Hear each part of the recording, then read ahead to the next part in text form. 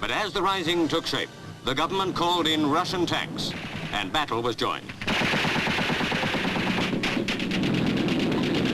All the pent-up emotions of a decade, all the hatred of Russian interference flared up at once. Budapest became a battleground. Too late, the party sacked Gero. Too late, the new Premier Imre Nagy tried to reverse the government's mistakes and call off the Russian tanks. The rebels, communist and anti-communist, soldier, worker and student, were united in their demands. No more Russians, no more secret police. Freedom and independence for their native land.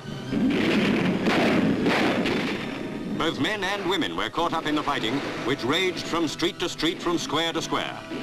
By now the rising was better armed, for most of the Hungarian army was on the people's side and was supplying them with arms and ammunition. After a grim battle, the headquarters of the AVO, the secret police, was captured by the insurgents. The wounded were hurried away, and the dead AVO men left where they had fallen. The victors made great bonfires of secret police dossiers, propaganda literature and red flags beside the bodies of the vanquished. Red Cross supplies from Austria and farther afield were now pouring across Hungary's western frontier, and the need was great, for the number of wounded ran into thousands. At last, the tide was turning. The rebels were gaining the upper hand.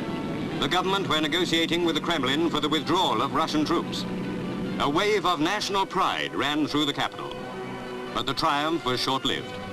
While Budapest was still burying its dead, a shocked world learned that the Russians had denounced Nagy's government, set up one of their own, and begun to occupy Hungary in its name.